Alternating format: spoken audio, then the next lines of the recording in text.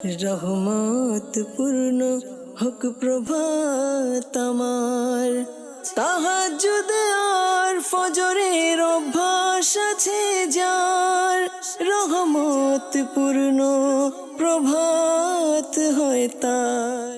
আলহামদুলিল্লাহি রাব্বিল আলামিন, আসসালাতু ওয়াসসালামু আলা সাইয়্যিদিল মুরসালিন, আম্মা বা'দ, ফাউযু বিল্লাহি মিনাশ শাইতানির রাজীম, বিসমিল্লাহির রহমানির রহিম। আসসালাতু ওয়াসসালামু আলাইকা ইয়া রাসূলুল্লাহ ওয়া আলা আলিকা ওয়া আসহাবিকা ইয়া হাবিবাল্লাহ। আসসালাতু ওয়াসসালামু আলাইকা ইয়া নবিয়াল্লাহ ওয়া আলা আলিকা ওয়া আসহাবিকা ইয়া নূরাল্লাহ। মাদানী চ্যানেলের দর্শক শ্রোতা, আলহামদুলিল্লাহ আবার উপস্থিত হয়েছি রহমতপূর্ণ প্রভাত অনুষ্ঠান নিয়ে। যে যেখান থেকে আমাদের অনুষ্ঠান দেখছেন, দূরে কিংবা কাছে, দেশে কিংবা প্রবাসে, সকল দর্শককে জানাই আন্তরিক মোবারকবাদ। আর রহমতপূর্ণ প্রভাত অনুষ্ঠানে আজকে ইনশাআল্লাহ তাআলা কোরআনে পাকের তেলাওয়াত শুনবো, হামদে বারি তাআলা, নাতে রাসূলে মকবুল সাল্লাল্লাহু তাআলা আলাইহি ওয়াসাল্লাম। এর পাশাপাশি একটি বিষয় নিয়েছে আলোচনা করার জন্য, নেকির দাওয়াত দেওয়ার জন্য, ভালো কিছু কথা আপনাদের পর্যন্ত পৌঁছানোর জন্য।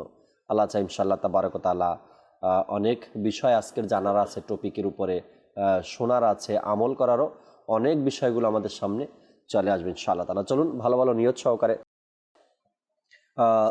একটি হাদিসে পাক শ্রবণ করি। নবী রাহমাত শাফি উম্মত সাল্লাল্লাহু তাআলা আলাইহি ওয়াসাল্লামের আলিশান ফরমান, যে ব্যক্তি দৈনিক আমার উপর 50 বার করে দুরূদ শরীফ পাঠ করবে, কিয়ামতের ময়দানে আমি তার সাথে মুসাফা করব। সাল্লু আলাল হাবিব সাল্লাল্লাহু তাআলা আলা মুহাম্মদ সাল্লাল্লাহু তাআলা আলাইহি ওয়াসাল্লাম। কোরআনে পাকের তেলাওয়াত শুনবো আর স্ক্রিনে তর্জমাও দেখব। আল্লাহ তাবারক ওয়া তাআলা কোরআনে পাকের মধ্যে কি ইরশাদ করেছেন, কানজুল ঈমান থেকে তর্জমা, এই সঠিক এবং শুদ্ধ তর্জমাই মাদানী চ্যানেলে চালানো হয়, দেখানো হয়। আমার ঘরেও আমি কানজুল ঈমান রাখার চেষ্টা করি। জি চলুন আমরা আগে কোরআনে পাকের তেলাওয়াত শুনি। জি তেলাওয়াত শুনিয়ে দিন। আউযু বিল্লাহি মিনাশ শাইতানির রাজীম। বিসমিল্লাহির রহমানির রহিম। ওয়ালাউ নাশাউ লামাসাখনাহুম আলা মাকানাতিহিম ফামাসতাতাউ মুদিয়্যান ওয়ালা ইয়ারজিউন ومن نعمره ننكسه في الخلق أفلا يعقلون صدق الله العظيم মাশাআল্লাহ। কোরআনে পাকের কয়েকটি আয়াতে কারিমার তেলাওয়াত আমরা শ্রবণ করেছি মাদানী চ্যানেলের এই অনুষ্ঠানের মাধ্যমে, এবং এর তর্জমা আমরা স্ক্রিনেও দেখলাম। আল্লাহ পাক আমাদেরকে প্রতিদিন কিছু না কিছু আয়াতে কারিমার তেলাওয়াত করা, এবং এর তর্জমা যদি সম্ভব হয় কানজুল ঈমান থেকে তর্জমাও আমরা পড়ার চেষ্টা করি বা জানার চেষ্টা করি। আল্লাহ পাক আমাদেরকে কোরআন মোতাবেক জীবন অতিবাহিত করার সে তৌফিক দিক। আজকের অনুষ্ঠানে আমাদের সাথে ইমরান ভাই আছেন। চমৎকার কিছু তথ্য আলোচনা আজ আমরা তার থেকেও শুনবো। নতুন সূচনা এই টপিক নিয়ে, যে একজন মানুষের জীবনে কেমন নতুন সূচনা হতে পারে শবে বরাত থেকে। হ্যাঁ, কোরআনে পাকের ঘোষণা, হাদিসে মোবারকার ঘোষণা, এবং আল্লাহওয়ালা ব্যক্তিদের আমলে পরিণত করেছেন তারা এই শবে বরাতকে। এবং শবে বরাত এটা কেমন চমৎকার এক রাত, আর বান্দার জন্য কত নেয়ামত, কত সুসংবাদ এই শবে বরাতের রাতে। আর এখান থেকেই পরবর্তী বছরটা নতুন সূচনা একজন মানুষের জীবনে ঘটে। আমরা এ বিষয়ে আলোচনা শুনবো। এর পূর্বে জুনায়েদ ভাই আমাদের সাথে আছেন, আমরা একটি হামদে বারি তাআলা জুনায়েদ ভাই থেকে শুনি। এরপরে আল্লাহ চাই ইনশাআল্লাহ তাআলা আলোচনা শুনবো ইমরান ভাই থেকে। জি জুনায়েদ ভাই। সাল্লি আলা রাসূলিনা সাল্লি আলা হাবিবিনা সাল্লি আলা মুহাম্মাদিন সাল্লি আলা রাসূলিনা সাল্লি আলা হাবিবিনা সাল্লি আলা মুহাম্মাদিন। हम भी मदीने जाएंगे आज नहीं तो कल सही। सही हम भी मदीने जाएंगे आज नहीं तो कल सही आका हमें बुलाएंगे प्यारे आका हमें बुलाएंगे आज नहीं तो कल सही सल्ले अला रसूलिना सल्ले अला हबीबिना सल्ले अला मुहम्मदिन पुष्पकली गुंजन सुनाय अल्लाह हो अल्लाह पुष्पकली गुंजन सुनाय अल्लाह हो अल्लाह बिखराज पाताय पाताय अल्लाह हो अल्लाह बिखराज पाताय पाताय अल्लाह हो अल्लाह अल्लाह हो अल्लाह अल्लाह हो अल्लाह अल्लाह हो अल्लाह अल्लाह हो अल्लाह पुष्पकली गुंजन सुनाय अल्लाह हो अल्लाह पुष्पकली गुंजन सुनाय अल्लाह हो अल्लाह बिखराज पाताय पाताय अल्लाह हो अल्लाह बिखराज पाताय पाताय अल्लाह हो अल्लाह अल्लाह हो अल्लाह अल्लाह हो अल्लाह अल्लाह हो अल्लाह अल्लाह हो अल्लाह गगन पानी में घुमालाय अल्लाह हो अल्लाह गगन पानी में घुमालाय अल्लाह हो अल्लाह पर्वतेरी चोराय चोराय अल्लाह हो अल्लाह पर्वतेरी चोराय चोराय अल्लाह हो अल्लाह बिखराजिर पाताय पाताय बिखराजिर पाताय पाताय अल्लाह हो अल्लाह अल्लाह हो अल्लाह अल्लाह हो अल्लाह अल्लाह अल्लाह अल्लाह ला इलाहा इल्लाह अल्लाह अल्लाह अल्लाह ला इलाहा इल्लाह अल्लाह अल्लाह अल्लाह ला इलाहा इल्लाह सूरा आर रहमान होगबा सूरा अल इखलास सूरा आर रहमान होगबा सूरा अल इखलास कुरानेर पाताय पाताय अल्लाह हो अल्लाह कुरानेर पाताय पाताय अल्लाह हो अल्लाह पर्वतेरी चोराय चोराय पर्वतेरी चोराय चोराय अल्लाह हो अल्लाह अल्लाह हो अल्लाह अल्लाह हो अल्लाह बोलो अल्लाह हो अल्लाह अल्लाह गुंजन सुनाय अल्लाह अल्लाह बृष्टि और झरना गुंजन सुनाय अल्लाह अल्लाह बृष्टि और झरना सागरेर जोआर भाटाय अल्लाह हो अल्लाह सागरेर जोआर भाटाय अल्लाह हो अल्लाह कुरानेर पाताय পাতায় কোরআনের পাতায় পাতায় আল্লাহ আল্লাহ আল্লাহ আল্লাহ আল্লাহ আল্লাহ حسبي ربي جل الله ما في قلبي غير الله حسبي ربي جل الله ما في قلبي غير الله نور محمد صلى الله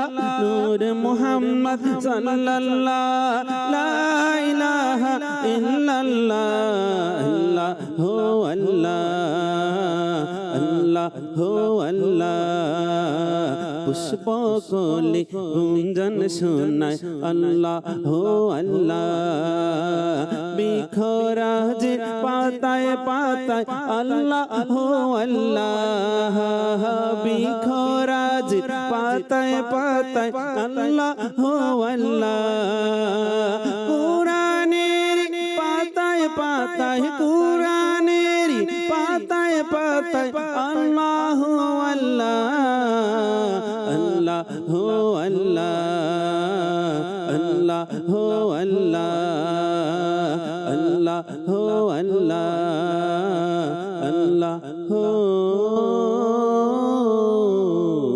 আল্লাহ। সুবহানাল্লাহ সুবহানাল্লাহ। দর্শক, বিষয় নিয়েছি আমরা নতুন সূচনা। ইমরান ভাইয়ের কাছে আসবো। ইমরান ভাই, নতুন সূচনা যে বিষয়গুলোর হয়, দুনিয়াবিও যদি দেখি আমরা, একটা দোকান উদ্বোধন করবে, নতুন সূচনা, এটার জন্য ওলামা ইকরামকে দাওয়াত করেন, কেউ পীর মাশায়েখকে দাওয়াত করেন, নিজের পছন্দের মাশায়েখকে দাওয়াত করেন, পীরকে দাওয়াত করেন, নিজের পীরকে দাওয়াত করেন, যেন আমার এই নতুন সূচনাটা এমন ভালোভাবে হোক যেন বরকতই বরকত হয়। এরপরে যদি ঘরের কথা বলি, নিজের ঘর উদ্বোধনের ব্যাপারে, সেখানেও নেককার লোকদেরকে খুঁজেন, এসে একটু দোয়া করে যাবে, নতুন শুরু করছি আমি ঘর, এখানে যেন বরকত হয়, ধোকা থেকে বাঁচতে পারি, ঝগড়া থেকে বাঁচতে পারি। নতুন সূচনা দুনিয়াবি। গাড়ির ব্যাপারটা দেখেন, আমরা যেহেতু সায়দাবাদে, এই ঢাকা শহরের যে সকল ইসলামী ভাইরা নতুন গাড়ি কেনেন, সায়দাবাদ জনপদের মোড়ে নিয়ে আসেন ফয়জানে মদিনার সামনে, এরপর এখান থেকে মোবাল্লিক দিয়ে মিলাদ পড়িয়ে দোয়া করি, এরপরে গাড়ি শুরু করেন। অর্থাৎ সূচনাটা তারা প্রত্যেকেই, আমরা সূচনাটা কিন্তু ভালো চাই, নতুন সূচনা ভালো চাই আমরা। আচ্ছা, জুনায়েদ ভাইয়ের মনে আছে, ইমরান ভাইয়ের মনে আছে, যখন এই 6 তলার স্টুডিও উদ্বোধন হয়, এদিনকা এত বড় আয়োজনে সেট না থাকলেও 2-3টা সেট আমরা একসাথে করে, এরপরে সবাইকে বসিয়ে আমরা লাইভ করলাম। নতুন সূচনার এক আনন্দ থাকে ভিন্ন এবং চাওয়া পাওয়াটাও থাকে ভিন্ন, যেন সূচনাটাই এমন হয়, বরকত আলাও হয়, রহমাত আলাও হয়। এভাবে আমরা দুনিয়াবি যে সূচনাগুলো চাই, নতুন শুরুটা যেভাবে করি, আখিরাতের ব্যাপারটাও যদি এমন ভাবতে পারি যে মাওলা শুরু করছি নতুন একটা জীবন, অর্থাৎ শবে বরাত থেকে আগামী শবে বরাত পর্যন্ত এই সূচনাটা আমাদের কেমন হওয়া দরকার, কেমনভাবে করা দরকার, কিছু আলোচনা ইমরান ভাই থেকে শুনি আমরা, এরপর আল্লাহ চায় নাতে রসুলের মকবুল শুনবেন ইনশাআল্লাহ। জি হুজুর। বিসমিল্লাহির রহমানির রহিম। শবে বরাত অর্থাৎ ভাগ্য রজনী, ভাগ্য রজনী, মানুষের আল্লাহ পাকের দয়া রহমত লাভ করে মানুষের ভাগ্য পরিবর্তন হয়। এমনও দেখা গিয়েছে যে অসংখ্য গুনাহগারের ক্ষমার ব্যবস্থা হয়ে যায়, জি, এবং তাদের ভাগ্য এমন পরিবর্তন হয়, আল্লাহ তাবারক ওয়া তাআলা তাকে আপন নেক বান্দা হিসাবে তাকে কবুল করে নেয়। যখন কোনো ব্যক্তি তার গুনাহ থেকে তওবা হয়ে যায়, আল্লাহ পাক ওই ব্যক্তির প্রতি রাজি হয়, খুশি হয়। তা এটাই হচ্ছে তার এক প্রকার, যদিও সে পৃথিবীতে এসেছে, কিন্তু তার যেদিন থেকে আল্লাহ তার বান্দার প্রতি রাজি হয়, খুশি হয়, ওই দিন থেকেই কিন্তু তার নতুন সূচনা কি হয়, শুরু হয়। এই শবে বরাত আল্লাহ তাবারক ওয়া তাআলার পক্ষ থেকে মুসলমানদের জন্য কত বড় নিয়ামত জাকির ভাই। আজ আমরা ইনশাআল্লাহ করিম আলোচনার শুরুতে যে এই শবে বরাতের এর উসিলায় আল্লাহ তাবারক ওয়া তাআলা তার গুনাহগার বান্দাকে কিভাবে ক্ষমা করেছেন, সে কিভাবে ক্ষমাপ্রাপ্ত হয়ে তার নতুন জীবনের সূচনা শুরু হয়। মালিক বিন দিনার রহমতুল্লাহ তাআলা আলাইহির সাথে এমন একজন ব্যক্তির সাক্ষাৎ হলো, যে পূর্বে গুনাহগার ছিল, বিশেষ করে সে শরাবী ছিল। তো তাকে যখন প্রশ্ন করা হলো যে তোমার এই নেকির জিন্দিগি কিভাবে নসিব হলো, তওবা কিভাবে নসিব হলো, আল্লাহু আকবার। তোমার মধ্যে যে এখন যে নতুনত্ব দেখা যাচ্ছে, ইবাদত, রিয়াজত, তাকওয়া, পরহেজগারি কিভাবে হলো, তখন সে উত্তর দিতে গিয়ে বলে যে আমি একজন পুলিশের সৈনিক ছিলাম। আমার অবস্থা এমন ছিল, আমি গুনাহে অভ্যাসী, এবং সে বলে আমি শুধু শরাবি না, আমি পাক্কা শরাবি ছিলাম। ওই বছরে শবে বরাতের রাতের আগমন হলো, আল্লাহ পাকের পানা আমি ইশারের নামাজ পর্যন্ত আদায় করি নাই। শবে বরাত পাওয়ার পরও আমি ইশারের নামাজ আদায় না করে আল্লাহ পাকের পানা শরাব পান করে নেশাগ্রস্ত অবস্থায় সে ঘুমিয়ে গেল। সে বলে আমি ঘুমিয়ে গেলাম। যখন ঘুমিয়ে গেলাম আমি স্বপ্নে দেখতে লাগলাম যে কিয়ামত কায়েম হয়ে গিয়েছে, এ পৃথিবী শেষ, কিয়ামত কায়েম সংগঠিত হলো, এবং মৃত ব্যক্তি যারা তারা প্রত্যেকে তার আপন কবর থেকে কি উঠতে লাগলো। ইতিমধ্যে আমি আমার পিছন থেকে পুষ্পুষ আওয়াজ শুনলাম। আচ্ছা। যখন আমি পিছনে তাকিয়ে দেখি যে একটা বিশাল সাপ আমার দিকে হা করে আমাকে আক্রমণ করার জন্য প্রস্তুত। আল্লাহ। আমি গাবড়ে গিয়ে আমি পালাতে লাগলাম। যখন আমি পালায়ন করতে লাগলাম তা আমি একজন সুদর্শন উজ্জ্বল চেহারা বিশিষ্ট একজন দুর্বল মানুষকে আমি দেখতে পেলাম। আমি তার কাছে আমি সাহায্য চাইলাম। তো তিনি বললেন যে আমি খুবই দুর্বল, আমি তোমার সাহায্য করতে আমি পারবো না। যখন এই কথা বলল তো সে বলে যে আমি আবার পালাতে লাগলাম। যখন আমি সাহায্য পেলাম না, আবার পালাতে লাগলাম, কিন্তু ওই সাপটা কিন্তু আমার পিছনে, ওই সাপ আমার পিছনে আমাকে দৌড়াতে লাগলো। দৌড়াতে দৌড়াতে আমি একটি পর্বত, একটি পাহাড় পেলাম। যখন ওই পাহাড় পেলাম তো ওই পাহাড়ের অপর প্রান্তে আমি দেখতে লাগলাম যে ভয়ঙ্কর আগুনের স্পুলিং বের হচ্ছে। এটা সামনের দিক থেকে, পিছনে তো সাপের দাওয়া, আগুনের স্পুলিং। তো অনেক লোক সে আগুনে আমি জ্বলতে দেখেছি, চলে যাচ্ছে সে আগুনে। সে বলতে লাগলো আমিও সে আগুনের একজন নিক্ষেপযোগ্য ব্যক্তি ছিলাম। হঠাৎ করে আওয়াজ আসলো, সরে যাও, পিছনে সরে যাও, তুমি এই আগুনের উপযুক্ত নও। আমি নিজেকে সামলিয়ে নিয়ে আমি আবার দৌড়াতে লাগলাম, কিন্তু ওই সাপ কিন্তু আমার পিছনে ছুটতে লাগলো।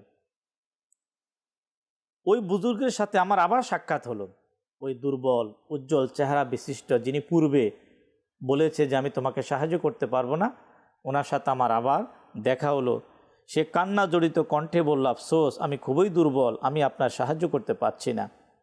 ওই দেখুন সামনে একটি পাহাড় দেখা যাচ্ছে, গোল পাহাড়, সেখানে মুসলমানদের কিছু আমানত আছে।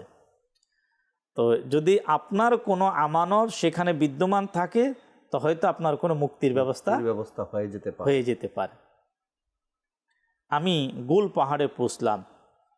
সেখানে অনেক জানালা ছিল। ওই দরজাগুলো, যে জানালা, এর দরজাগুলো রেশমি কাপড়ের, পর্দা শোভা পাচ্ছিল, আর দরজাসমূহ ছিল স্বর্ণের। আল্লাহু আকবার। আর এর উপর মতি কি ছিল আপনার জড়ানো ছিল। ফেরেশতারা ঘোষণা করতে লাগলো পর্দা সরিয়ে দাও। হঠাৎ করে ফেরেশতারা বলতে লাগলো পর্দা সরিয়ে দাও, দরজা খুলে দাও, হয়তো এই চিন্তাগ্রস্ত ব্যক্তির কোনো আমানত এখানে কি আছে, বিদ্যমান রয়েছে। যখন জানালা খুলে গেল আর সেখান থেকে চাঁদের মতো উজ্জ্বল চেহারা বিশিষ্ট ছোট ছোট শিশুরা আমাকে উকি মেরে দেখতে লাগলো।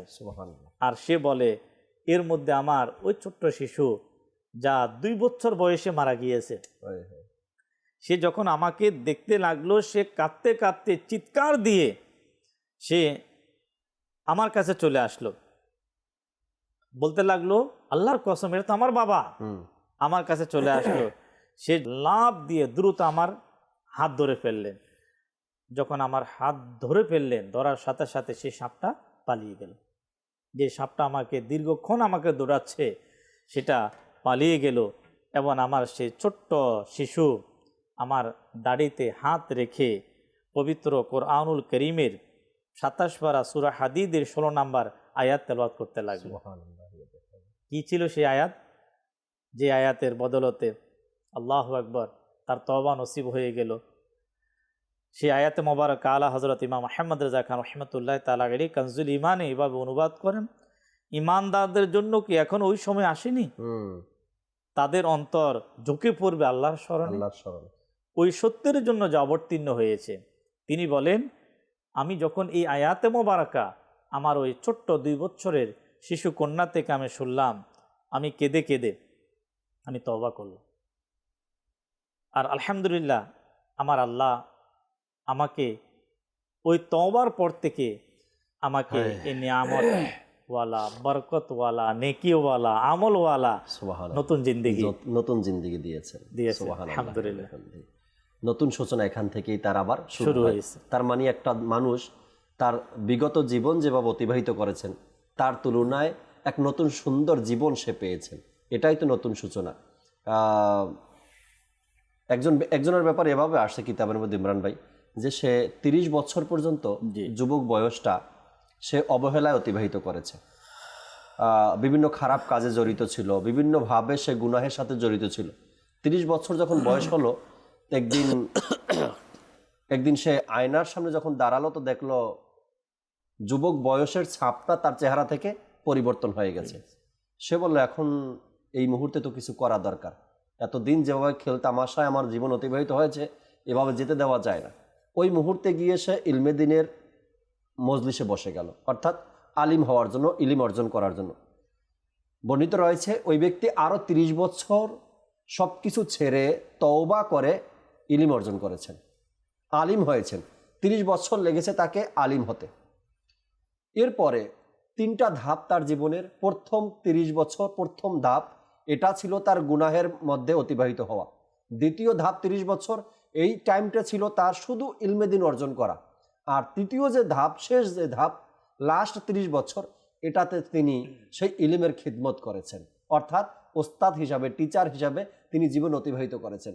সে নিজের অভিমত ব্যক্ত করতে গিয়ে নিজে বলেন যে প্রথম যে 30 বছর আমার ছিল, প্রথম যে পার্টটা ছিল, পর্বটা ছিল আমার 30 বছরের, সেটা আমার জন্য ছিল একটা ভিন্ন জগৎ, এক গুনাহে পরিপূর্ণ জীবন ছিল।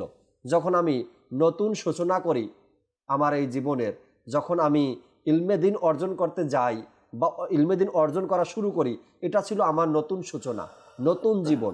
আর সেখানে গিয়ে আমি আমার পূর্বের সকল কৃত কর্মের আজাবের কথা আমি জানতে পারলাম, যে আমি গুনাহগুলো করছি তার আজাব কিতাবের মধ্যে এভাবে বর্ণিত রয়েছে। আরও কিছু আলোচনা শুনবো, করবার আছে ইনশাআল্লাহ তাআলা। নতুন সূচনা নিয়ে জুনায়েদ ভাই আমাদের সাথে আছেন, একটি নাতে রাসূল মকবুল সাল্লাল্লাহু আলাইহি সাল্লাম শুনি আমরা, এরপর দর্শকের কলও নেওয়ার চেষ্টা করবার আছে। জি জুনায়েদ ভাই। লাগছে মন হয়তো নবী ডাকবে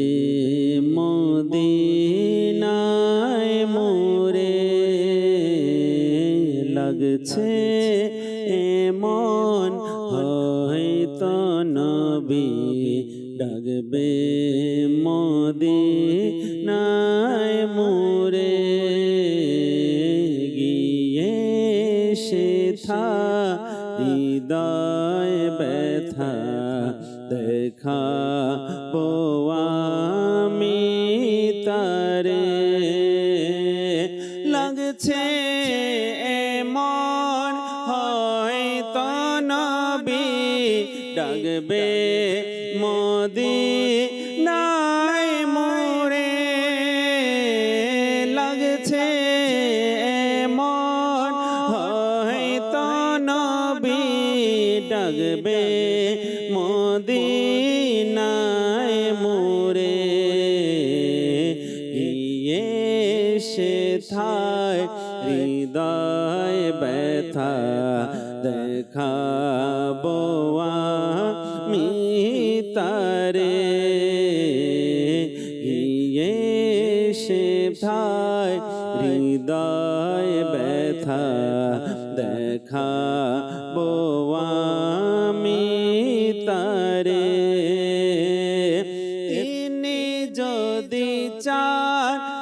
দিবেন মন দয়ার নজর মোর প্রাণে তিনি যদি চান দিবেন মন দয়ার নজর মোর প্রাণে চোখের ধারায় বইবে নদী হয়তো বিরহ ভারে চোখের ধারায় বইবে নদী হয়তো বিরহ ভারে লাগছে মন হয়তো নবী ডাকবে মদিনায় মোরে গিয়ে সেথায় হৃদয় ব্যথা দেখাবো আমি তারে মরণ আমার হয় যেন গো সবুজ গুম্বজে নিচে আল্লাহ মরণ আমার হয় যেন গো সবুজ গুম্বজের নিচে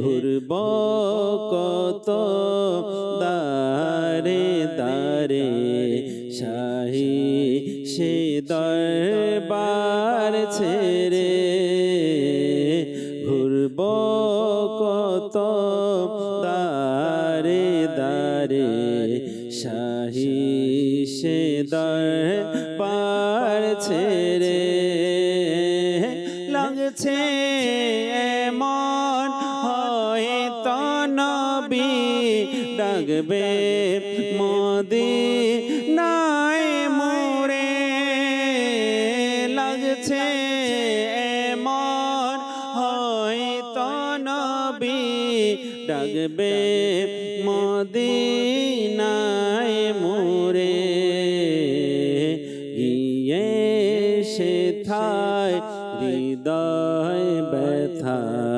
দেখাবো আমি তারে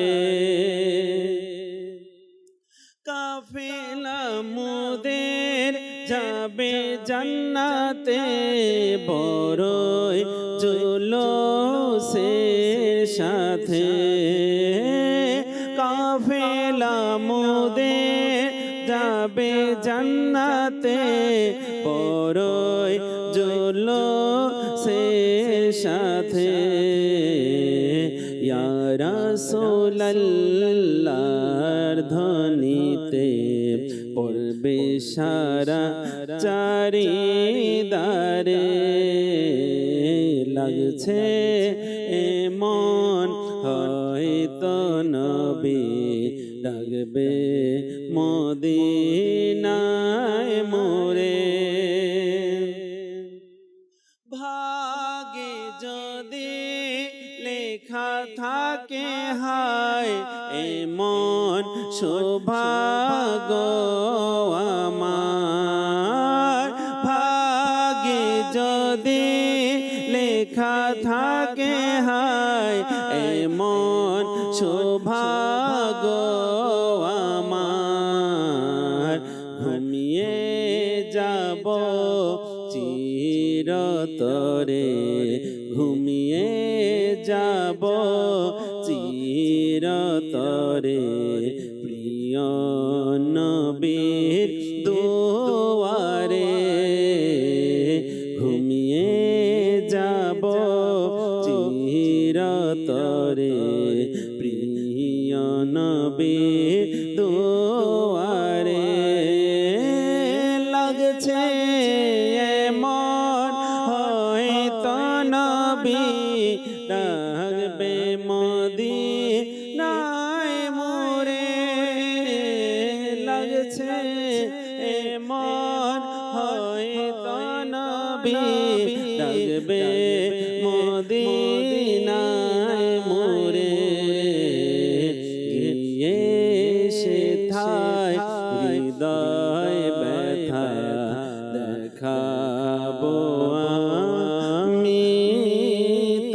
তারে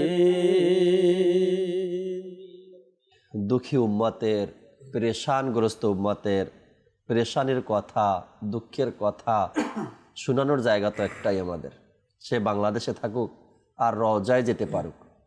নিজের মনের কথা, দুঃখের কথা, কষ্টের কথা, অভাবের কথা, পেরেশানির কথা, দুনিয়ার কেউ কথা শুনে না, কেউ আমাকে মানতে চায় না, কেউ আমার গুরুত্ব দেয় না, ওই সকল মানুষের পেরেশানির কথা শোনার জায়গা, বলার জায়গা ওই একটাই, আমার আকা করিম সাল্লাল্লাহু আলাইহি সাল্লামের রওজা।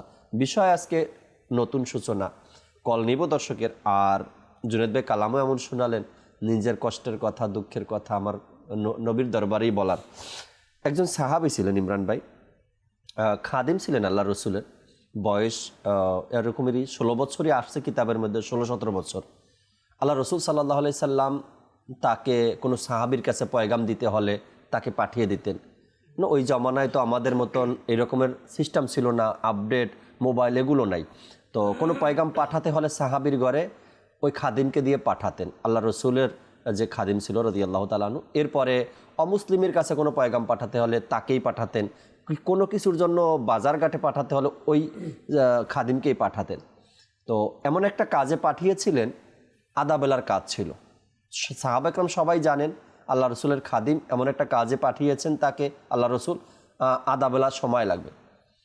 ঘটনাক্রমে সে যখন গেছে সেখানে ওই কাজটা করার জন্য, ফিরে আসার সময় বা যাওয়ার সময় এমন একটা জায়গাতে তার দৃষ্টি পড়েছে, কোনো এক মহিলা, সে গোসলখানাতে সামনে পর্দা দেওয়া ছিল, কিন্তু বাতাসে সে পর্দাটা উড়তেছিল। আর যখন বাতাসে পর্দা উড়ে গোসলখানার ভিতরে কে আছে ওটা তো দৃষ্টিগোচর হবেই। তো ওই মুহূর্তে তার দৃষ্টি পড়ে গেছে ওখানে গোসলখানার ভিতরে। এটা দৃষ্টিটা পড়ে যাওয়ার পরেই এই অল্প বয়সে আল্লাহ রসুলের সাহাবী, সে ভয়ে আর আল্লাহ রসুলের দরবারে আসতেছে না, শুধু কান্না করতেছে আর বলতেছে যে হয়তো আমার এই ব্যাপারে আল্লাহ তাআলা আয়াত নাজিল করে দিয়েছেন অলরেডি, আমি তো হালাক হয়ে গেলাম, আমি তো বরবাদ হয়ে গেলাম, আমি তো মুনাফিক হয়ে গেলাম, কেননা আল্লাহ রসুলের দরবারে যাই, আবার আমার এই দৃষ্টি এমন একটা জায়গাতে পড়লো, এমন একটা দিকে গেল। তো সে আর রসুলের দরবারে যাচ্ছে না। পুরা দিন পার হয়ে গেছে। আল্লাহ রসুল সাহাবা একরামকে জিজ্ঞাসা করলেন যে আমার খাদিম তো আসেনি এখনো। 2-4 জায়গাতে খবরাখবর নিল, পাওয়া গেল না। সপ্তাহ পার হয়ে গেল, মাসও পার হয়ে গেল। বলা হয়েছে প্রায় 40 দিন পর আল্লাহ রসুল সাল্লাল্লাহু তাআলা আলাইহি ওয়াসাল্লাম সিদ্দিকে আকবর ফারুক আজম রাদিয়াল্লাহু তাআলা আনহুকে বললেন যে তাকে খুঁজে দাও, সে কোথায় আছে। তখন তারা বের হয়ে গেলেন, খুঁজতে খুঁজতে খুঁজতে খুঁজতে অনেক দূরে চলে গেলেন। মানুষকে জিজ্ঞাসা করলেন এই বয়সের, এই পোশাকের এমন কোনো যুবককে তোমরা দেখছো কিনা। এক এলাকার মানুষ বলল যে একটা যুবক আমাদের আশেপাশে থাকে, রাত করে তার চিৎকারের আওয়াজ শুনি আমরা, দিনের বেলায় দুর্বল শরীরে আসে, এসে আমাদের ছাগল থেকে বকরি থেকে দুধ পান করে, আবার সে চলে যায়, কিন্তু রাত্রে তার চিৎকারের জন্য ঘুমাতে পারি না। তো সিদ্দিক আকবর ফারুক আজম রাদিয়াল্লাহু তাআলা অন্যান্য সাহাবা একরাম যারা ছিলেন তারা বললেন আজকেও কি আসবে? বলা হ্যাঁ আজকেও আসবে। তখন তারা অপেক্ষা করলো, দূর থেকে দেখলো যে ওই খাদিম আল্লাহ রসুলের আসতেছে। তারা আড়াল হয়ে গেল। যখনই ছাগলের বকরির দুধ পান করার জন্য আসলো তখন তারা বের হলো, সাহাবা একরাম বের হয়, তাকে জিজ্ঞাসা করলো তুমি আল্লাহ রসুলের দরবারে কেন যাও না? 40 দিন অতিবাহিত হয়ে গেছে, আল্লাহ রসুল বারবার তোমার কথা জিজ্ঞাসা করছে, আজকে আমাদেরকে পাঠিয়েছে তোমাকে খোঁজার জন্য। তখন সে বলল আপনারা আমার কাছে আসবেন না, আমি হালাক হয়ে গেছি, আমি ভুলবশত এমন একটা কাজ আমার দ্বারা হয়ে গেছে, আমার দৃষ্টি এমন একটা জায়গাতে পড়ছে, আল্লাহ রসুলের উম্মতি হওয়ার পরে, খাদিম হওয়ার পরে আমি এই কাজ কীভাবে করলাম, হয়তো এতক্ষণে আয়াতও নাজিল হয়ে গেছে আমার ব্যাপারে। তো সাহাবা একরাম বললেন না, আল্লাহ রসুল সাল্লাল্লাহু আলাইহি সাল্লাম তোমাকে যেতে বলছেন, সে যাবে না। সাহাবা একরাম তাকে জোর করে নিয়ে গেলেন। এত দুর্বল হয়ে গেছে, 40 দিন পর্যন্ত না খেয়ে থাকতে থাকতে, কান্না করতে করতে তিনি বসতে পারতেন না, শুয়ে পড়তেন, এমন দুর্বল হয়ে গেছেন। আচ্ছা, শুয়েও সে অজ্ঞান হয়ে যেত। যখন আল্লাহ রসুলের কাছে নিয়ে যাওয়া হলো, তো আল্লাহ রসুল সাল্লাল্লাহু তাআলা আলাইহি ওয়াসাল্লাম তার কাছে গেলেন, তাকে ডাকলেন। সে খাদিম, আল্লাহ রসুলের খাদিম চোখ খুলল। চোখ খোলার পরে বলেন ইয়া রাসূলুল্লাহ, আমার দ্বারা এই ভুল হয়ে গেছে, হয়তো আল্লাহ তাআলা আয়াতও নাজিল করেছেন আপনার উপরে, এই গুনাহের জন্য, এই পাপের জন্য, এই ভুলের জন্য। আল্লাহ রসুল সাল্লাল্লাহু তাআলা আলাইহি ওয়াসাল্লাম বললেন তুমি তোমার মাথাটা আমার পায়ের উপরে রাখো, আমার হাঁটুর উপরে, আমার রানের উপরে রাখো। ওই সাহাবী ভুল তো করেছিলেন, তার দ্বারা ভুল তো হয়েছিল, অজানা বশত দৃষ্টি চলে গেছে। কিন্তু দেখেন আল্লাহ রসুল সাল্লাহ আলাইহি সাল্লাম যখন তার মাথা রাখতে বললেন, ওই ব্যক্তি বললেন, ওই সাহাবি বললেন, ওই খাদিম বললেন, ইয়া রাসূলুল্লাহ, এখানে মাথা রাখার উপযুক্ত আর আমার কাছে নেই, আমি কিভাবে এখানে মাথা রাখতে পারি? আল্লাহ রসুল বললেন যে তুমি ভুল করেছ, কিন্তু তোমার শেষ মুহূর্ত এখন, তুমি দুনিয়া থেকে বিদায় নিবে, তুমি চলে যাবে।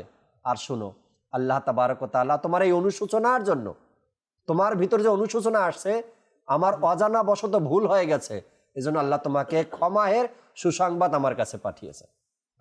আল্লাহ তাবারক ওয়া তাআলা ওই সাহাবীর ব্যাপারে ইরশাদ করলেন আল্লাহ রসুলকে যে আমি আপনার এই সাহাবীকে ক্ষমা করে দিলাম।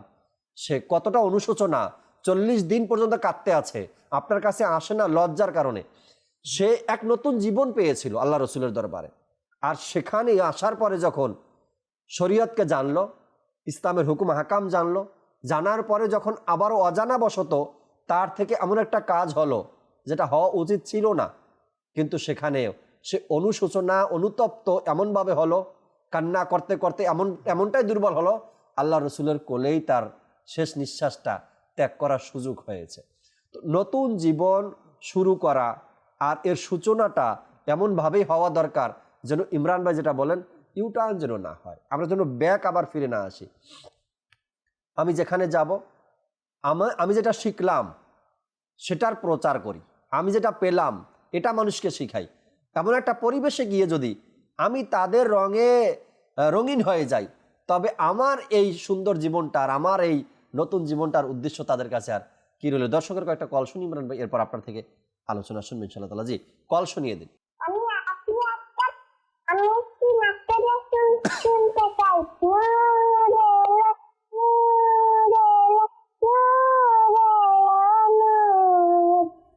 মাশাআল্লাহ, রবিউল আউয়ালের কোনো কালামের অংশ আপনি শুনতে চেয়েছেন, সাথেই থাকুন। জুনায়েদ ভাই আছেন, আমাদেরকে শোনাবে আল্লাহ চাই। পরবর্তী কল দেন। আমার নাম মোহাম্মদ আলী। আমি মাদারি চ্যানেলটা দেখি, আমার কাছে খুব ভালো লাগে। আমার ঘরে এখনো আপনার মাদারি চ্যানেল দেখতেছি, পরিবারের সবাই দেখে। আমি দোয়া করি সবাই যেন এই মাদারি চ্যানেলটা দেখতে পারে, দোয়া করবেন আমার জন্য। মাশাআল্লাহ, আল্লাহ পাক কবুল করে নিক, সবসময় মাদানী চ্যানেলের সাথেই থাকবেন। পরবর্তী কল। সৈয়দপুর থেকে বলতেছি, মাদানী চ্যানেল দেখতে খুব ভালো লাগে, আমাকে নাচ শুনে দেন, কি যে মহান তোমার দরবার। মাশাআল্লাহ, সৈয়দপুর থেকে কল আসছে এবং নাতও শুনতে চেয়েছেন। পরবর্তী কল দেন। জাকির হোসেন। আমি মাদানী চ্যানেল সবসময় দেখতেছি, আমি ভালোবাসি। আমার পরিবারের সবাই আমার সাথে মাদানী চ্যানেল দেখে, খুব ভালো লাগে। আমার জন্য দোয়া করবেন। মাশাআল্লাহ, আল্লাহ তাআলা কবুল করে নিক, ভালো রাখুক আপনাকে, আপনার পরিবারকে, সবসময় মাদানী চ্যানেলের সাথেই থাকবেন। পরবর্তী কল দেন। আমার নাম সোহরাব। আমি একটি আম শুনতে চাই। হে খলিক ও মালিক প্রভু মহান, সুবহানাল্লাহ সুবহানাল্লাহ। জি, আপনি হামদে বারি তাআলা শুনতে চেয়েছেন, সাথেই থাকুন, শোনাবো ইনশাআল্লাহ। পরবর্তী কল দেন। আমার নাম চুন্মু। চ্যানেলটা আমি দীর্ঘদিন ধরে দেখতেছি, আমার ভালো লাগছে অনেক। চ্যানেলটা থেকে অনেক কিছু শিখতে পারতেছি। মাশাআল্লাহ, চমৎকার অভিমত আপনিও দিয়েছেন। অনেক দিন ধরে দেখেন চ্যানেল, অনেক কিছু শিখছেন। আশা করি যতদিন সাথে থাকবেন ততদিন শিখতেই থাকবেন এবং নতুন নতুন আমল ইবাদতও শিখতে পারবেন, করতে পারবেন। আমরা জুনায়েদ ভাইকে সময় দিব ইনশাআল্লাহ তাবারক ওয়া তাআলা, যে অনুরোধের কালামগুলো আসছে তাও শুনবো। বুজুর্গানে দিন, আউলিয়ে কামিলিনদের যদি জীবনী পড়া হয়, বিশেষ করে তাজকিরাতুল আউলিয়ার মধ্যে জাকির ভাই অসংখ্য আউলিয়া একরামের নাম। আউলিয়া একরামের জীবনীর উপরে আপনার সবচাইতে যে প্রসিদ্ধ যে কিতাব ফরিদুদ্দিন আত্মার রহমাতুল্লাহ তাআলা লিখেছেন, তাজকিরাতে আউলিয়া, তাজকিরাতুল আউলিয়া নাম, এর প্রথম খণ্ডের 167 নম্বর পৃষ্ঠায় প্রসিদ্ধ আল্লাহ পাকের ওলি হজরতে আবদুল্লাহ বিন মুবারক রহমতুল্লাহ তাআলা আলাইহি, তিনি খুব কামিল এবং অনেক বুজুর্গ নামে আমরা সবাই চিনি, কিন্তু ওনার নতুন জীবন কীভাবে শুরু হলো, আল্লাহু আকবার, ইবাদতওয়ালা, তাকওয়াওয়ালা, নেকিওয়ালা জিন্দেগি কীভাবে শুরু হলো তা আমরা শুনি। আবদুল্লাহ বিন মুবারক রহমতুল্লাহ তাআলা আলাইহি স্বয়ং নিজেই বলেন যে গতানুগতিক মানুষের সাথে, বন্ধুদের সাথে আড্ডা দেওয়া ছিল ওনার নিত্যদিনের কাজ। বের হতেন, ঘুরতেন, চলতেন। তো যৌবনের শুরু ছিল, যৌবনের শুরুর সময় তিনি বলেন যে প্রতিদিন যেভাবে আমরা বের হই, এভাবে বের হলাম, হাতে ছিল বাঁশি, আচ্ছা, রাতের বেলা। তিনি বলেন যে প্রতিদিন যেভাবে বাঁশির সুর উঠানো হয়, তো আমি আজও যখন আমি আমার হাতের সে বাঁশির সুর উঠালাম, তা অন্যান্য দিন বাঁশি থেকে তার বাঁশির নির্দিষ্ট সুর বের হয়, কিন্তু আজকে ছিল ব্যতিক্রম। সেটা কী ছিল? আজকের আওয়াজটাই ছিল ব্যতিক্রম, আর সেটা ছিল পবিত্র কোরআনুল করিমের আয়াত। আর তা কি? সেটা যেটা পূর্বে আমরা আয়াতে মোবারকা পড়েছিলাম, 27 পারা সূরা হাদিদ এর 16 নম্বর আয়াত। ইমানদারদের জন্য কি এখন ওই সময় আসেনি যাদের অন্তর ঝুঁকে পড়বে আল্লাহর স্মরণে? আব্দুল্লাহ বিন মুবারক রাহমাতুল্লাহ তাআলা আলাইহি বলেন যে আমি এই আয়াত মোবারকা যখন আওয়াজ বের হলো, কুদরতিভাবে তো হয়েছে, জি, তিনি তো তেলাওয়াত করেন নাই, বাঁশির সুরের সাথে এই কুদরতিভাবে যে যখন আয়াতে মোবারকা যখন বের হলো, এটা আমার অন্তরে এমনভাবে আঘাত লেগেছে। তিনি বলেন আমি সেই বাঁশিকে আমি নিক্ষেপ করলাম, ভেঙে দিলাম, আর আলহামদুলিল্লাহ একেবারে খাঁটি অন্তর আমি তওবা করলাম। যখন আমি খাঁটি অন্তরে তওবা করলাম, এবং আমার অতীতের সমস্ত গুনাহ থেকে, এমন না যে আবার ইউটার্ন নেওয়া, যেটা আমাদের আলোচনা হচ্ছিল, যে মানে যারা নতুন সূচনা শুরু করেন, জি, তাদেরটা হয় কেমন? আব্দুল্লাহ বিন মুবারক রাহমাতুল্লাহ তাআলা আলাইহি বলেন যে আমি এমনভাবে নিজেকে গুনাহ থেকে সরিয়ে নিলাম, এমনভাবে সরিয়ে নিলাম, কেমন ওনার নতুন জিন্দেগি হলো দেখুন। আল্লাহ আল্লাহ আল্লাহ। যে তাসকিরাতুল আউলিয়া কিতাবের মধ্যে লেখা হয় যে আব্দুল্লাহ বিন মুবারক রাহমাতুল্লাহ তাআলা আলাইহি গুনাহ থেকে তওবা করলেন, আল্লাহ পাককে এমনভাবে রাজি করলেন, আল্লাহ পাক আব্দুল্লাহ বিন মুবারক রাহমাতুল্লাহ তাআলা আলাইহির প্রতি এমন রাজি হলেন, কেমন রাজি, এমন বেলায়ত আল্লাহ ওনাকে দিয়েছেন। তিনি একদিন কোথাও যাচ্ছেন, রাস্তা দিয়ে অন্ধ ব্যক্তির সাথে সাক্ষাৎ হলো, তো প্রশ্ন করলেন তোমার কি প্রয়োজন? আচ্ছা, তো বলে হুজুর আমার চোখ দরকার, আমার চোখ প্রয়োজন। তিনি রাহমাতুল্লাহ তাআলা আলাইহি শুধু তার সামনে শুধু হাত উঠিয়ে দোয়া করলেন, সুবহানাল্লাহ। আচ্ছা, যখন হাত উঠিয়ে হাত তুলে দিলেন তার সামনে, সাথে সাথে তার অন্ধত্ব দূর হয়ে গেল। সুবহানাল্লাহ। দেখেন, তো জাকির ভাই এখানে দুইটা জিন্দেগি ছিল, জি, পূর্বের এবং পরের। কে না চায় যে আল্লাহ পাক আমাকে আল্লাহর মাহবুব বান্দা আমাকে বানিয়ে দিক, আল্লাহ আমাকে প্রিয় বানিয়ে দিক।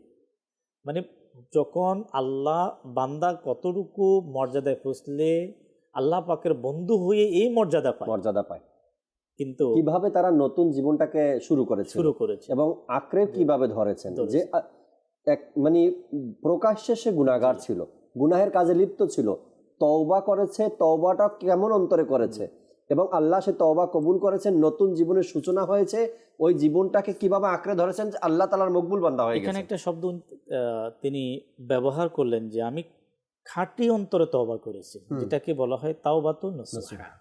এই যে প্রকৃত যে তওবা, জি, আমাদের তওবার আমরা শবে বরাত যখন আসবে, আমরা অনেকেই আমরা হয়তো কান ধরে আমরা অনেকে তওবা করব, মুখে থাপ্পড় দেব, কিন্তু যতক্ষণ পর্যন্ত অন্তর থেকে যে একনিষ্ঠতার সাথে ইখলাসের সাথে যে আমি আর পিছনে ব্যাক করব না, রাইট, আমি নামাজ কাজা করব না, আমি মিথ্যা বলবো না, আমি আমার হাতের মাধ্যমে, চোখের মাধ্যমে, আমার অঙ্গ প্রত্যঙ্গের মাধ্যমে আমি আর নাফরমানি করব না। দেখুন যে যদি তওবাটা খাঁটি তওবা হয়, জি, তাহলে এর উপকার, এর কয়েকটি উপকার।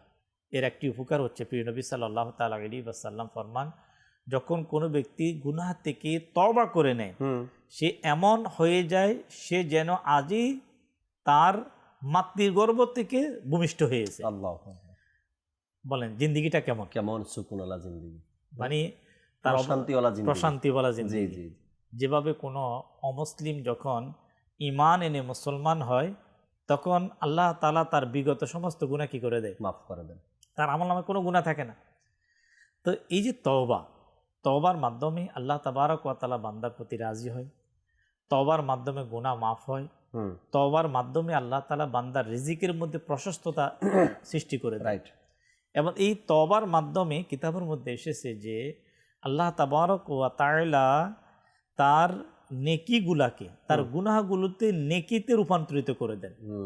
যখন ওই যে ওমর রাদিয়াল্লাহু তাআলা আনহুর শাসন আমলের যে ঘটনা, হয়তো আমরা অনেকবার মাদানী চ্যানেল থেকে শুনেছি, ওই যুবক মদের বোতল নিয়ে যাচ্ছে, ওমর রাদিয়াল্লাহু তাআলা আনহুকে দূর থেকে দেখে তিনি চাদরে লুকিয়ে নিলেন, কিন্তু ওমর রাদিয়াল্লাহু তাআলা আনহু তিনি তো তার সামনে চলে আসলেন।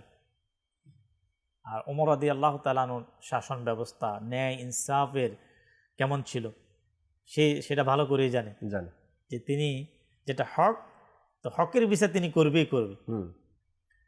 দেখেন ওমর রাদিয়াল্লাহু তাআলা আনহু যখন প্রশ্ন করলেন, তাই তিনি এই প্রশ্নের উত্তর দেওয়ার জন্য আল্লাহ তাবারক ওয়া তাআলার কাছে কিভাবে তওবা করেছেন, এবং এমন তওবা করেছেন মানে এমনভাবে তিনি ফিরে এসেছেন, এভাবে বললেন যে মাওলা মনে মনে, আল্লাহ তুমি যদি আজকে আমাকে হযরত ওমরের হাত থেকে যদি আমাকে বাঁচাও, তা আমি কিন্তু এই কাজ আর করব না। এই যে দেখেন, এই যে বলাটা, ওনার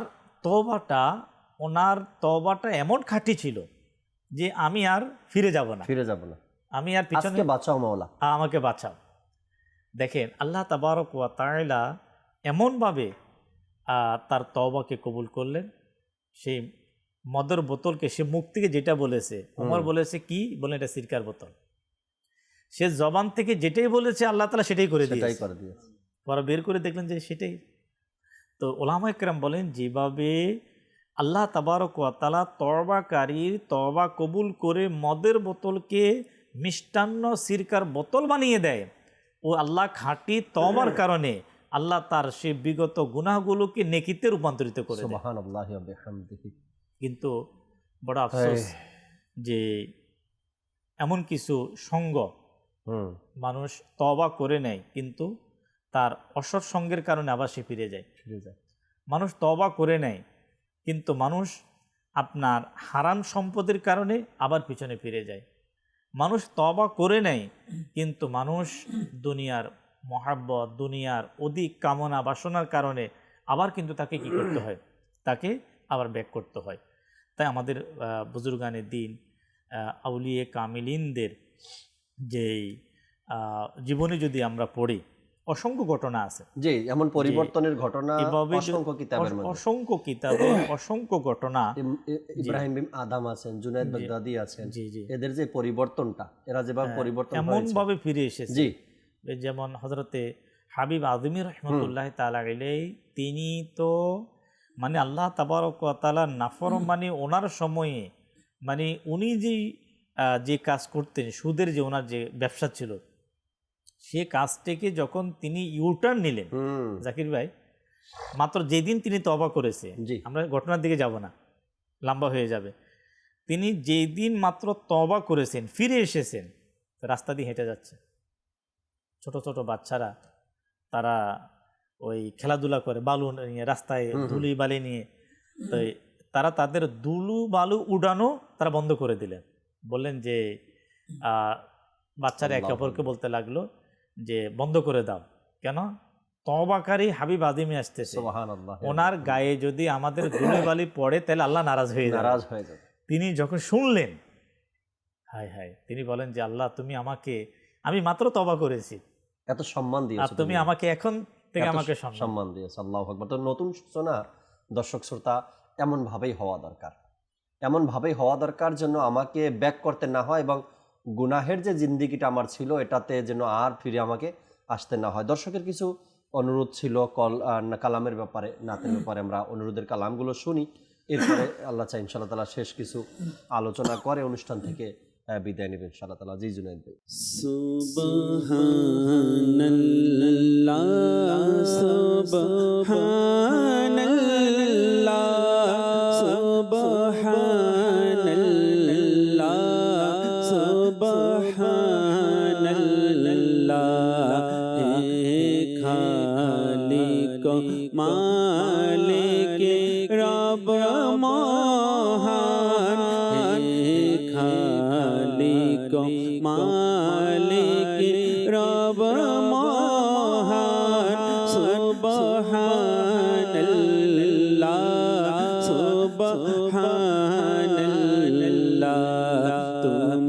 স্রষ্টা আমার, আমি বান্দা তোমার। সুবহানাল্লাহ সুবহানাল্লাহ, মোরা পাপ করি তুমি মাফ করো, মোরা জুলুম করি তুমি দয়া করো, মোরা পাপ করি তুমি মাফ করো, মোরা জুলুম করি তুমি দয়া করো। ঘিরে আছে তোমার দয়ায় দুনিয়া। সুবহানাল্লাহ সুবহানাল্লাহ সুবহানাল্লাহ সুবহানাল্লাহ, মোরা ভিখারি তুমি দাতা, মোরা বান্দা তুমি মওলা। ঘিরে আছে তোমার দয়ায় দুনিয়া। সুবহানাল্লাহ সুবহানাল্লাহ সুবহানাল্লাহ সুবহানাল্লাহ।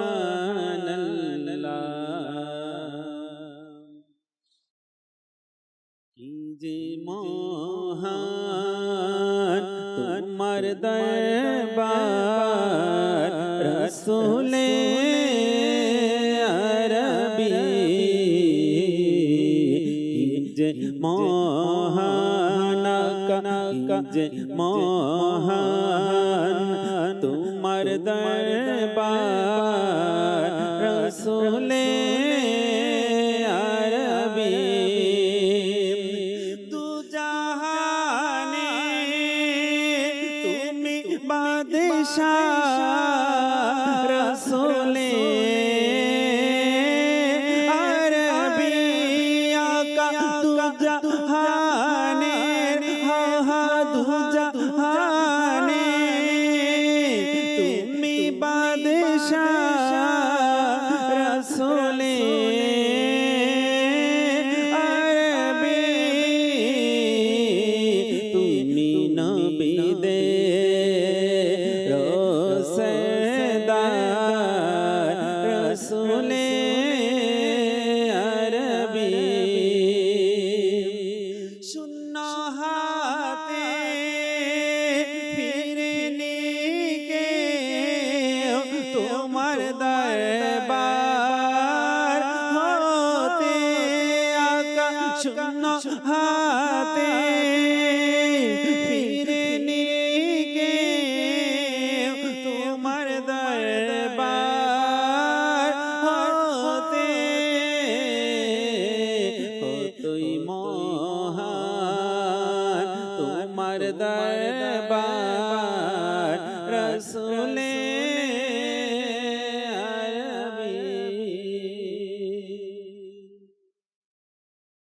নূরে লো নূরে লো নূরে লো নূর, নূরে লো নূরে লো নূরে লো নূর, নূরে লো নূরে লো নূরে লো নূর, নূরে লো নূরে লো নূরে লো নূর।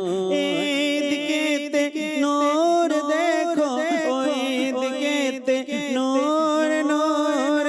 এইদিকেতে নূর দেখো, ওইদিকেতে নূর নূর। সারা জাহানে কোনায় কোনায় নূর নূরে ভরপুর। নূরে লো নূরে লো নূরে লো নূর, নূরে লো নূরে লো নূরে লো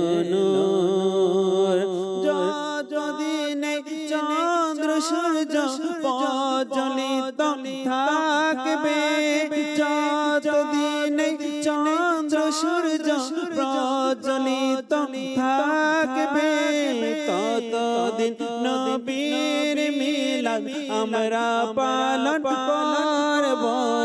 নূরে এলো নূরে এলো নূরে এলো নূরে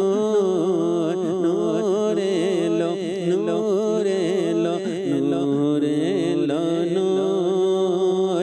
এইদিকেতে নূর দেখো ওইদিকেতে নূর নূর।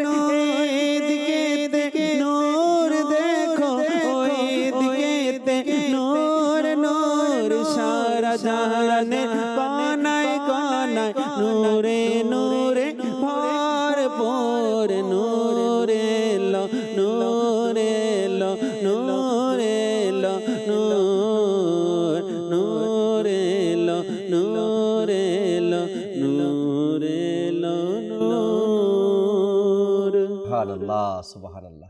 দর্শক শ্রোতার অনুরোধের কালামগুলো খুব চমৎকার কিছু কালামের অনুরোধ আপনারা করেছেন, জুনায়েদ ভাইও শুনিয়েছে। আল্লাহ পাক কবুল করে নিক।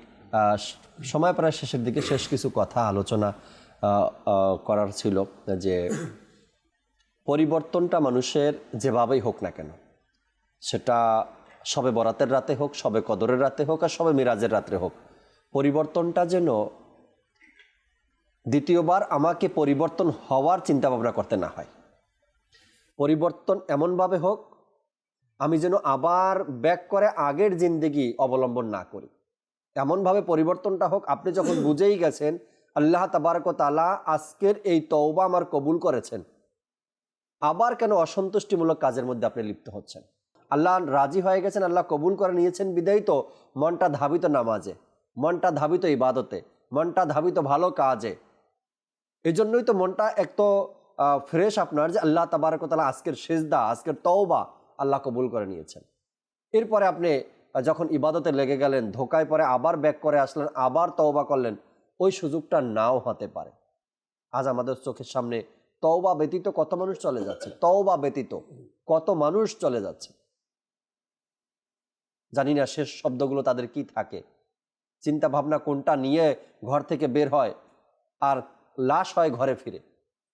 এই জন্য নতুন সূচনা, পরিবর্তনটা এমনভাবেই আমাদের হওয়া দরকার যেভাবে কিতাবের মধ্যে আমরা অধ্যয়ন করে যেভাবে আল্লাহওয়ালা ব্যক্তিদের পরিবর্তনটা আমরা দেখি। আর যদি মাদানী মুজাকারা যদি দেখি, এর মধ্যেও আমিরুল সুন্নাত অসংখ্য ঘটনা বলেন যে পরিবর্তন তিনি দেখেছেন নিজ চোখের সামনে, মানুষের পরিবর্তন কিভাবে হয়। হ্যাঁ, তো এইভাবেই পরিবর্তন হওয়া উচিত, আমাদের করা উচিত আমাদের নিজেকে, যেন আল্লাহ তাবারক ওয়া তাআলা এমনভাবে রাজি হয়ে যাক আমাদের প্রতি, আবার যেন ফিরে গুনাহের জীবনে যেন আমরা না যাই। যেটা আমাদের প্রয়োজন, অনেকেরই আপনি দেখবেন বলতে শোনা যায় যে আমি আগে এক সময় নামাজ পড়তাম, আমি আমার অনেক সময় আমি কোরআন তেলাওয়াত করতাম, আমি সময় মসজিদে আমি কাটাতাম, এক সময় আমি মাহে রমাদানুল মুবারকে পুরা 30টা রোজা আমি রাখতাম। অর্থাৎ এটা বলার উদ্দেশ্য হচ্ছে এখন কিন্তু উনি সেই কোরআন তেলাওয়াত, ইবাদত, রোজা থেকে, ইবাদত থেকে সে দূরে। এটা বলার এর একটা কারণ হচ্ছে যে যখন কোনো ব্যক্তি সে বুঝতে পারে যে না আমি আল্লাহ পাকের নাফরমানি করব না, আমি নামাজ পড়ব, ভালোভাবে চলবো, গুনাহ থেকে বাঁচবো, তো কিছু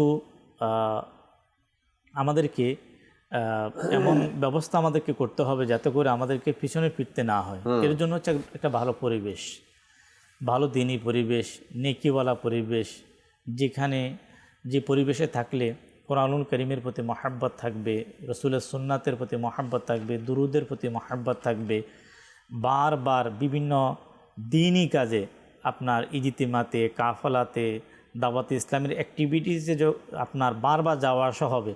তো এই দিনই পরিবেশের বরকতে দেখা যাচ্ছে যে এখানে শয়তানের কাজ হচ্ছে এমন, কিতাবের মধ্যে বলা হচ্ছে যখন একটি বাচ্চা যখন সে একা একা চলে তখন কিন্তু চিল এসে তাকে উঠে নিয়ে যায়।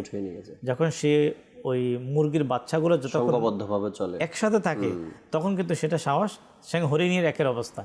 আপনার যখন একাধিক হরিণ একসাথে যখন চলতে থাকে তখন কিন্তু বাঘে সাহস আক্রমণ করতে সাহস পায় না। তো আমাদেরকে দিনই পরিবেশ আমাদেরকে অবলম্বন আমাদেরকে করতে হবে।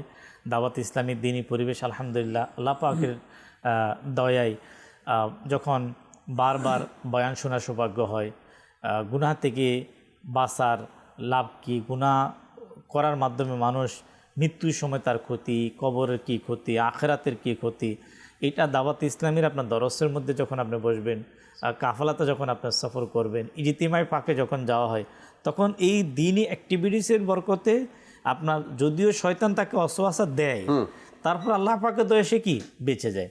আসলে হচ্ছে কি, কিতাবুত তাওয়াবিনের মধ্যে এসেছে দুজন বন্ধু মসজিদে যাচ্ছে, একজন মসজিদে প্রবেশ করলেন, একজন মসজিদের গেটে দাঁড়িয়ে সে নিজেকে উদ্দেশ্য করে বলতে লাগলো যে মাওলা আমি গুনাহগার, আমি নাফরমান, আমি তোমার অনেক নাফরমানি করেছি। সে ওই মসজিদের দুয়ারে দরজায় দাঁড়িয়ে অনুতপ্ত হয়ে গুনাহকে স্মরণ করে সে কাঁদতে লাগলো। আচ্ছা। এবং ভিতরে যাচ্ছে না এই ভাবনায় যে আমি আমার গুনাহের দেহটা কিভাবে তোমার ঘর মসজিদে নিয়ে যায়। দেখেন যে তার এই যে এতটুকু অনুতপ্ত হওয়া, তার নতুন জিন্দিগি নসিব হওয়া, আল্লাহ পাক কবুল করে নেওয়া। দেখেন আল্লাহ যদি কাউকে কবুল করে নেয়, শয়তান তার সমস্ত লস্কর নিয়ে যদি চেষ্টা করে, তাকে দিয়ে কী করতে পারবে না, নাফরমানি করাতে পারবে না। আল্লাহ পাকের রাজি, খাঁটি তওবায় আল্লাহ বান্দার প্রতি কেমন রাজি হয়, ওই কিতাবের মধ্যে এসেছে ওই ব্যক্তি আল্লাহ তাবারক ওয়া তাআলা তার এই অনুতপ্ততা, লজ্জিত হওয়া এমনভাবে কবুল করলেন, তার অতীতের সমস্ত গুনাহ ক্ষমা করে আল্লাহ পাক তার ওই নামকে সিদ্দিকিনে নামার সাথে লিখে দিলেন। আল্লাহু আকবার। ওলামা কেরাম বলেন যে সিদ্দিকিন হচ্ছে আউলিয়া কেরামের মধ্যে সবচাইতে উঁচু স্তর। সুবহানাল্লাহ। আল্লাহ তাআলা চাইলে তাকে মাফ করে দিলাম, এতটুকু হয়ে যেত। কিন্তু আল্লাহ পাক যখন কোনো ব্যক্তি খাঁটি তওবা করে নেয়, তার পরবর্তী জিন্দিগিকে আল্লাহ তাক এত উচ্চ মর্যাদায় আল্লাহ তাকে পৌঁছিয়ে দেয়, গুনাহ থেকে বেঁচে যায়, তাকওয়া পরেজগারি চলে আসে, তার আখিরাত সুন্দর হয়ে যায়। কিতাবুত তাওয়াবিনের মধ্যে একই পৃষ্ঠায় ঘটনা এসেছে যে একজন সে হঠাৎ করে তার গুনাহগুলো স্মরণ হয়ে গেল। এখন সে লজ্জিত হয়ে শুধু কাঁদতেছে এবং ছুটাছুটি শুরু করলো, এবং মনের মধ্যে একটাই আক্ষেপ যে আল্লাহ তুমি আমাকে ক্ষমা করবে কিনা। দেখেন আল্লাহ পাকের এই যে তার ছুটাছুটি, কেউ দুনিয়ার জন্য ছুটে, আর কেউ ছুটে বারবার যে আল্লাহ আমার ক্ষমা হয়েছে কিনা, আল্লাহ তুমি আমাকে ক্ষমা করেছো কিনা, আল্লাহ আমি অপরাধ করে ফেলেছি। এই যে তার এই ছুটি আল্লাহর কাছে এত পছন্দ হলো, আল্লাহ তাআলা তাকে ক্ষমা করে দিয়েছে। কিতাবের মধ্যে এসেছে ওই ব্যক্তিও আল্লাহ তাআলার পক্ষ থেকে পরবর্তীতে সে আল্লাহ তাআলা বেলায়েত পেয়েছে, আল্লাহু আকবার, নৈকট্য অর্জন করেছে। অনুশোচনাটা এমনই হওয়া দরকার যেখানে রব তাআলার ভালোবাসা অর্জিত হয়। আর অনুশোচনা যদি পাকাপোক্ত না হয়, অনুশোচনা যদি অন্তরের অন্তঃস্থল থেকে না হয়, তবে সেখানে আল্লাহ তাআলার সন্তুষ্টি পাওয়া অসম্ভব হয়ে দাঁড়ায়। আপনি ইমরান ভাই একটু আগে বলছেন শবে বরাত আসছে, এখন কিছু মানুষকে দেখা যাবে তওবা আল্লাহ এতদিন যা করছি মাফ করে দাও। এই যে স্বাভাবিকভাবে নিয়ে নেওয়াটা, এটা সমাধান না, এটাতে কোনো উপকারও নেই। আপনাকে তওবা করতে হবে তওবা করার মতো, অন্তরের দিকে খেয়াল করা, অন্তরের দিকে খেয়াল করা এবং অন্তরকে প্রশ্ন করা যে আমি যেই উদ্দেশ্যকে নিয়ে তওবা করছি। যেমন নামাজ কাজা হওয়ার কোনো ব্যক্তির গুনাহ হয়, আল্লাহ পাকের পানা, এখন সে তার মুখে থাপ্পড় দেওয়া হোক, যাই হোক, যে তওবা হোক, এখন তার অন্তরের সে ইচ্ছাটা আছে কিনা যে আমি আগামীতে আমি কি করব না, এই ভুলটা আর করব না, এই ভুল করব না, অর্থাৎ আমি নামাজ কাজা করব না। আমার মধ্যে যে আমি যখনটা স্বীকার করে নিয়েছি যে এই কাজগুলো আমি করেছি, এগুলো আল্লাহ নারাজ, যে আল্লাহ আমি আগামী থেকে আমি আর করব না। এবং এই অন্তরের যে অনুতপ্তটা, কিতাবের মধ্যে হুজুর সাল্লাল্লাহু আলাইহি ওয়াসাল্লামের ফরমান হচ্ছে যে অনুতপ্তটাই হচ্ছে তওবা। মুখে বলা এটা তওবা না, কিন্তু অনুতপ্ত কিন্তু মুখ থেকে হয় না, এটা অন্তর থেকে আসে। তো হাদিসে পাকের মধ্যে এসেছে যে গুনাহ থেকে তওবাকারী এমন সে যেন গুনাহই করেনি। দেখেন, তাহলে আল্লাহ তাআলার কত বড় দয়াবান। দয়াবান একদম আমাদের আমি জন্য। 50 বছর গুনাহ করলাম, 40 বছর গুনাহ করলাম, যখন তওবা করলাম তো বলা হচ্ছে যে সে গুনাহই করেনি। গুনাহই করেন। তাহলে এর চাইতে বড় দয়া আর কি হতে পারে? Right right right. আমরা তওবার বিষয়টা যেন সিরিয়াস নেই, এবং অনুশোচনা ওইটাকে বলে যেটা, একটা উদাহরণ দিতে পারি, আপনার বাবা মারা গেছে বা মা মারা গেছে, তার ইন্তেকালে আপনার চোখ থেকে পানি পড়ার জন্য কি কোনো অ্যাক্টিং করতে হয় আপনাকে? বাবা মা মারা যাওয়ার পরে চোখ থেকে যে পানি ঝরছে এর জন্য কেউ ধমক দিছে আপনাকে, বা মসজিদে নিয়ে গেছে আপনাকে, বা কোরআন হাতে দিছে আপনাকে? কিছু করতে হয় না। মা অথবা বাবা যখন মারা যায় সন্তানের চোখ থেকে অটোমেটিকলি পানি পড়ে। কেন পড়ে? ভিতরে আহ শব্দটা আছে তার, ওটা কেউ দেখে না। ভিতরে আহ শব্দটা আছে, কেউ দেখে না। এই যে চোখের পানি ঝরছে আপনার কোন কারণে? মা পৃথিবী থেকে চলে গেছে, বাবা পৃথিবী থেকে চলে গেছে। এই যে নীরব এক যন্ত্রণা আপনার অন্তরে, আর চোখের পানি অটোমেটিকলি পড়ছে। এইভাবেই অনুশোচনা তৈরি করতে হবে। আমি কি করলাম? যে রব আমাকে সৃষ্টি করেছে, আজকে 30 বছর 40 বছর আমি সেই রবের নাফরমানির মধ্যে অতিবাহিত করলাম। আল্লাহ, আমি না জেনে ভুলে বা আমি ধোকায় পরে করছি, রব আমি আর এমন কিছু করব না। এই যে ভিতর থেকে অনুশোচনাটা আসা, বান্দার চোখে তখন পানি চলে আসে, অটোমেটিকলি আল্লাহ তাআলার দরবারে সেজদায় যাওয়ার চিন্তাভাবনা মাথায় তৈরি হয়, এবং সে নিজেকে বদলিয়ে নেয়, ফিরিয়ে নেয়, এক নেককার জীবন সে অতিবাহিত করতে চায়। এই অনুশোচনা যখন সে মসজিদ থেকে বের হবে, তো সেজদায় যে কান্না করছে চোখ দেখলেই বোঝা যাবে, হাত তুলে দোয়া করছে কেউ না দেখলেও 5 মিনিট পরে তার চেহারার দিকে তাকালেও বোঝা যাবে যে এই লোকটা দোয়ায় কান্না করছে, চোখ এখনো লাল হয়ে আছে, পানি টলমল করছে তার চোখে। এই যে ভিতর থেকে অনুশোচনাটা চলে আসা, আপনি যখন মোনাজাত করেন, দোয়া করেন, তখন যদি কোনো ব্যক্তি ঘরে অসুস্থ থাকে, আল্লাহ তাআলার দরবারে দোয়া করছেন, তো তখন আপনার ফিলটা কেমন হয়? ঠিক অনুশোচনাটা এমন একটা বিষয় অন্তর থেকে আসতে হবে যে মাওলা, সত্যি তো আমি এত বড় নাফরমানির কাজ করেছি, এত বড় ভুল করেছি। এটা ভিতর থেকে যখন আসবে তখন দেখবেন আল্লাহ তাবারক ওয়া তাআলা সেই তওবাকে কবুল করছে, এবং আপনিও চেষ্টা করলে ভবিষ্যতে সেই গুনাহ থেকে নিজেকে বাঁচিয়ে রাখতে পারবেন। আল্লাহ পাক আমাদেরকে বোঝার, আমল করার তৌফিক দিক। নতুন সূচনাটা যেন আমাদের এমনভাবে হয়, পূর্ববর্তী জিন্দিগির চাইতে আমার পরবর্তী জিন্দিগি যেন আল্লাহ তাআলার দরবারে আরও মকবুল হয়, উত্তম হয়, সুন্দর হয়। পূর্ববর্তী যে আমার জীবনটা আমি অতিবাহিত করেছি, এটার তুলনায় পরবর্তী যে জীবন আমার আসতেছে, নতুন সূচনা শবে বরাতের পর থেকে যে জিন্দিগিটা আমি পাবো, আল্লাহ যদি হায়াত দেয়, সেটা যেন একটা প্রশংসনীয় জিন্দিগি হয়, আমার একটা ভালোবাসার জিন্দিগি হয়, রবের খুশিতে আমার একটা জীবন যেন আমি পেয়ে যাই। এইভাবে নিজেকে গড়ে তুলতে হবে, চেষ্টা করতে হবে, দোয়া করতে হবে। আল্লাহ পাক আমাদেরকে বোঝার, আমল করার তৌফিক দিক। আমিন বিজাহিন নবিল আমিন সাল্লাল্লাহু তাআলা আলাইহি ওয়াসাল্লাম। রহমত পূর্ণ হোক প্রভাত আমার, তাহাজ্জুদে আর ফজরের অভ্যাস আছে যার, রহমত পূর্ণ প্রভাত হয় তার।